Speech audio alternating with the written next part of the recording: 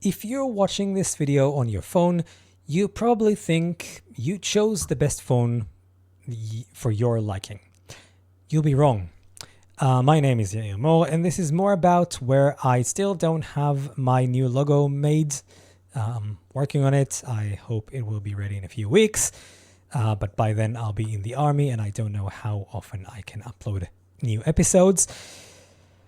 But this should be my last army service ever because of my age. Yeah, I'm old and I'm getting discharged at the end of the year.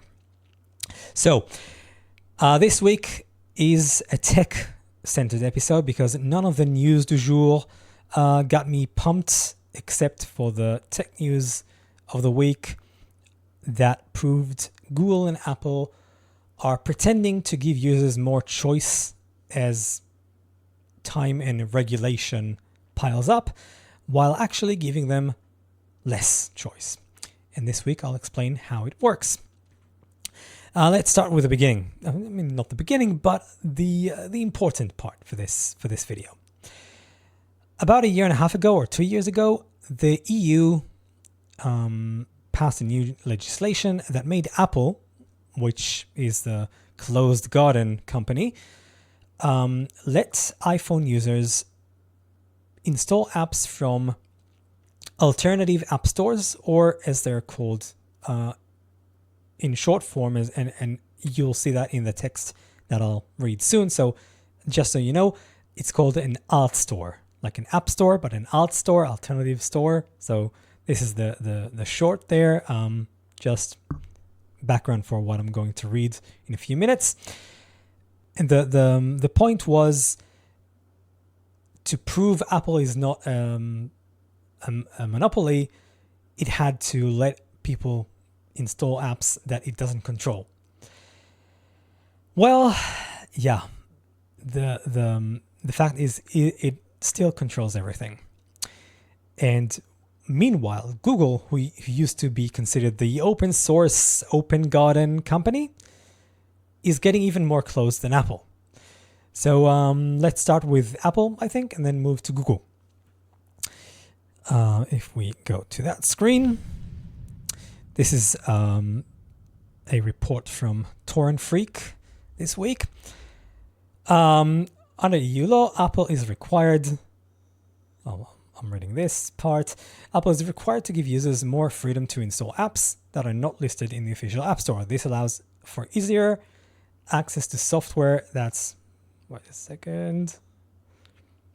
That's typically prohibited by Apple, including the popular iTorrent BitTorrent client. The iTorrent client builds steady users, blah, blah, blah, blah, blah. And then, okay, this is, again, a little background on how this came to be. AltStore PAL is the store we're talking about in this story. And it had even promoted, as you see in this photo. Oh, sorry, you can't see my mouse, so I'll just, select the photo.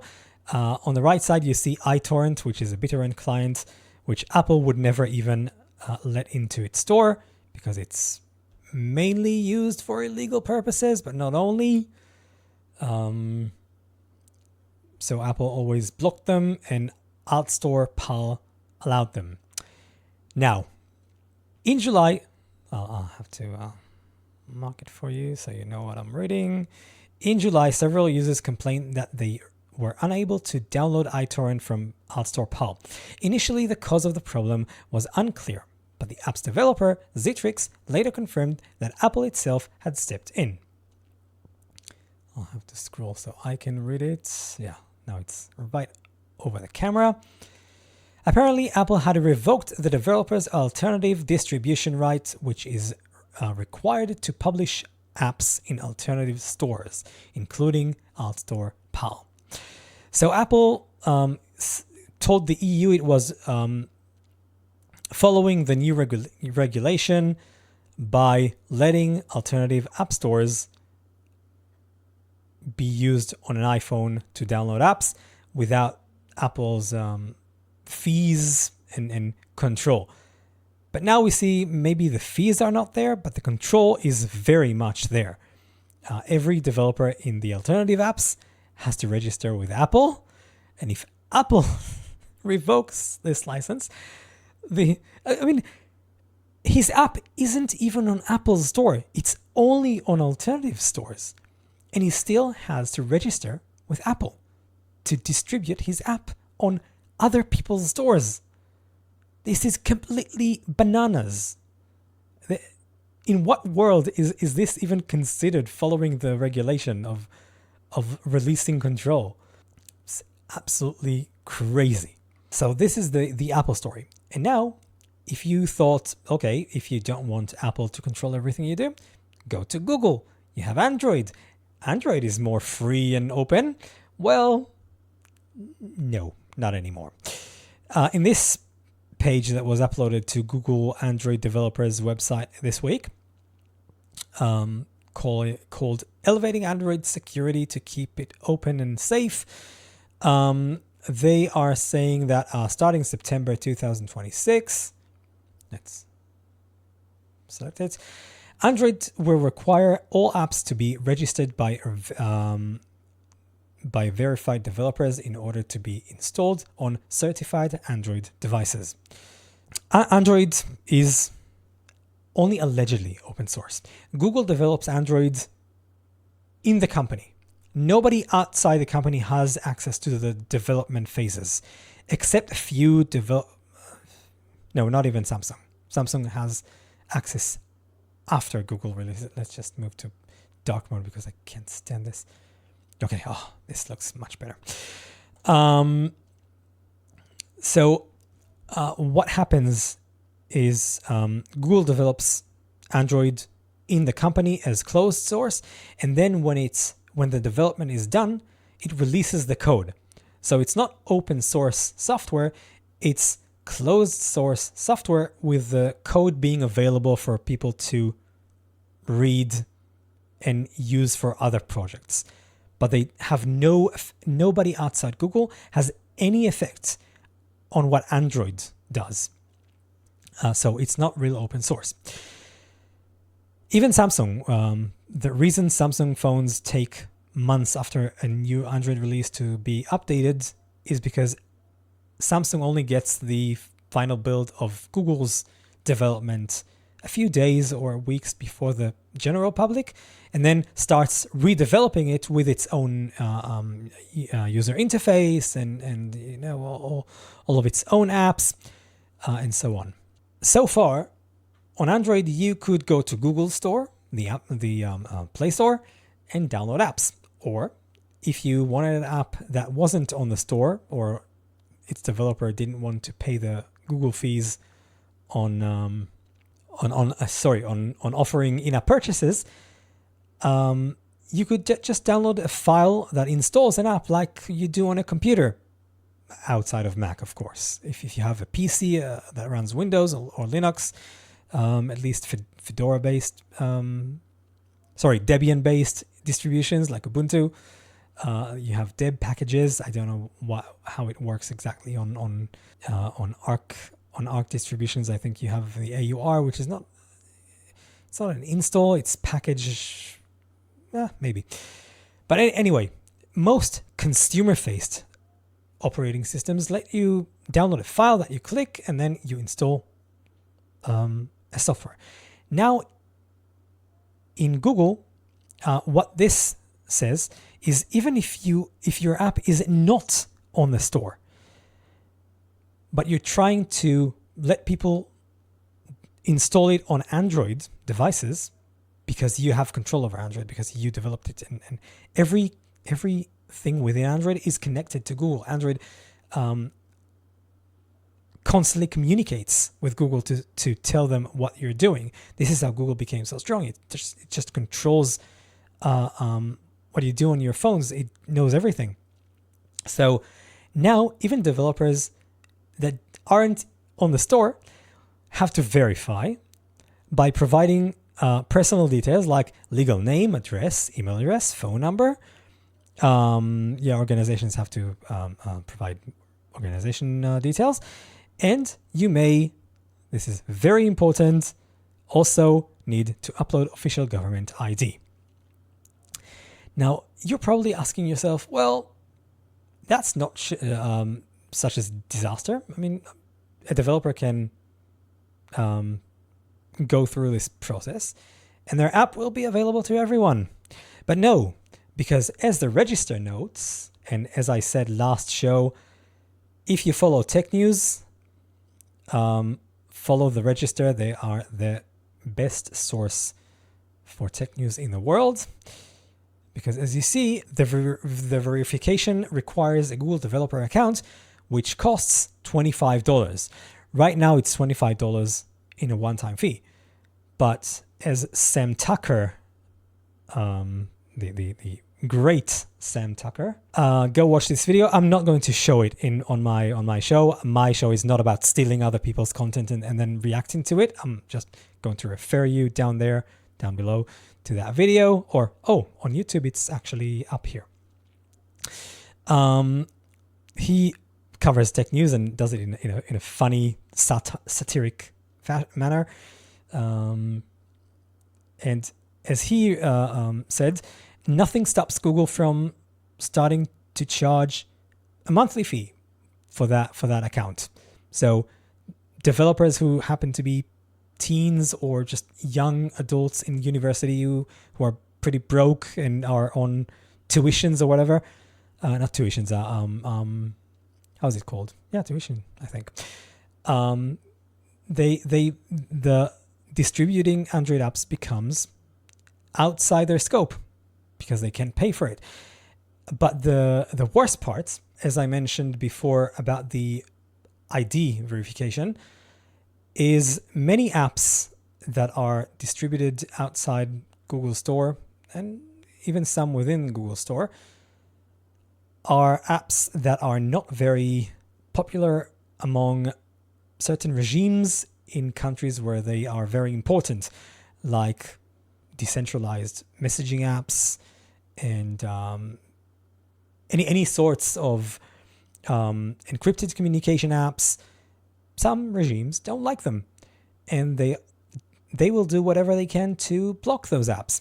So now, Google says it's for security reasons, but in fact, as Android Authority noted, once a developer is verified, Google will not check his app or apps.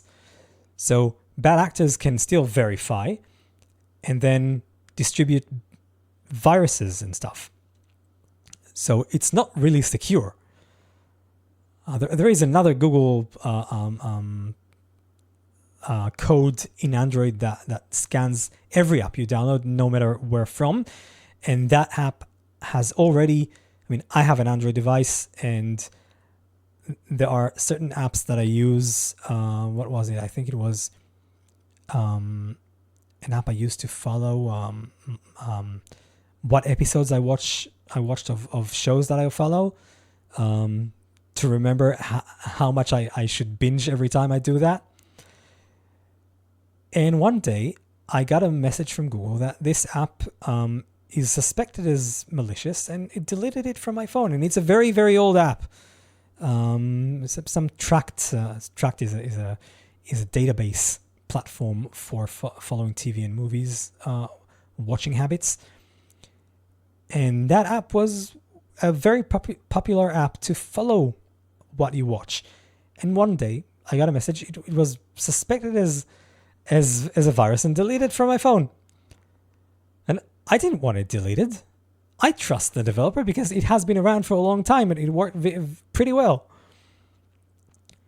But Google is not really open. Google is seizing more and more control, and it's becoming worse than Apple. And if it requires every developer to verify apps that are used for nefarious purposes as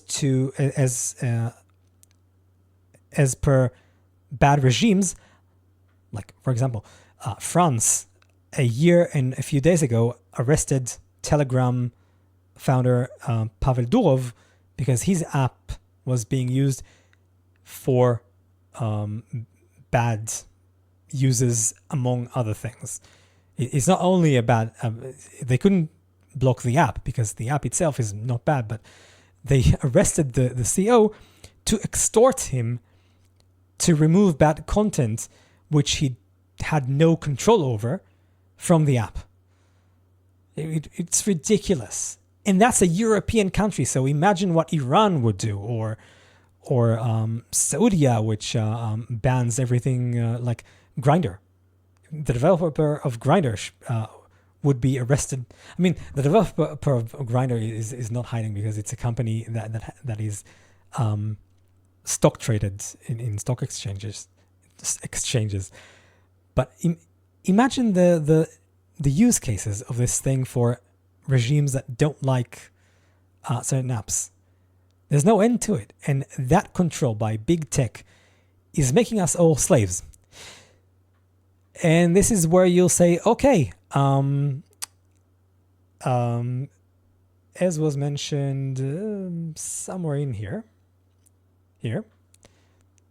the restrictions will apply to Android certified devices, meaning Google approved and including the core Google apps and services. Most Android devices fall into this category, though niche options exist such as mobiles running EOS, a degoogled version of Android, or the open source LineageOS. But if we go here to, this is the EOS website, and we browse devices. This is very small. Okay, try to follow. Let's order them by year, okay? Except for the Fairphone, which is a very niche device that doesn't have a lot of units manufactured. There's one device from, one series of devices from 2024, the Pixel 9. And then, and the Nothing phone. Nothing is a company founded by Carl Pei, who's, I don't want to get sued, but don't buy anything that he has any connection with. That person is yeah, I'll stop here because I can say what I think about him on YouTube. And then you have everything from 2003 and downwards, and from mainly niche manufacturers that either nobody heard about, or you have let's go by alphabetical order. If we go by brand, okay, Asus, very niche. We have BQ, never heard of it. Essential doesn't exist anymore. FX Tech is a big scam. Don't buy anything by the company doesn't even exist anymore. But if you see somebody selling their devices, don't buy them. It's a big scam. Fairphone is very niche device that has a very limited supply. Gigaset, never heard of it. Here we have Google.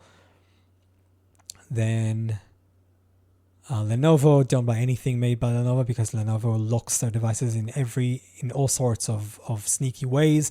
LG doesn't make phones anymore, so you don't have anything over 2022, 3? What's the newest LG phone ever released? Now this is...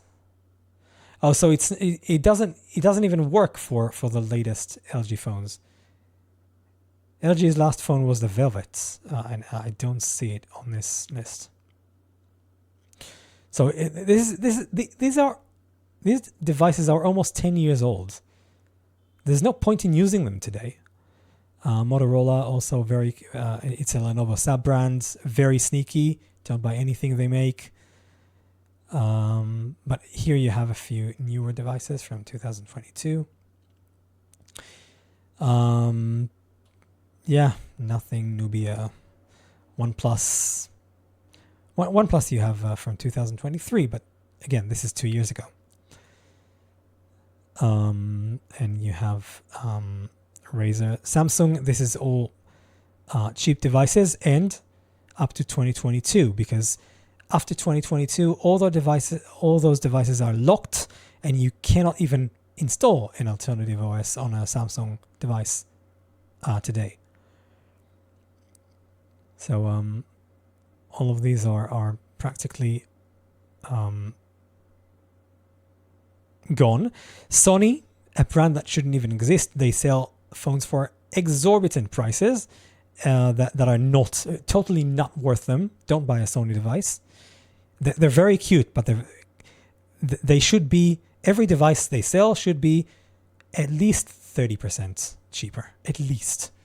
And that's, I'm being very, very gentle with Sony. Devices are not even close to be worth the prices.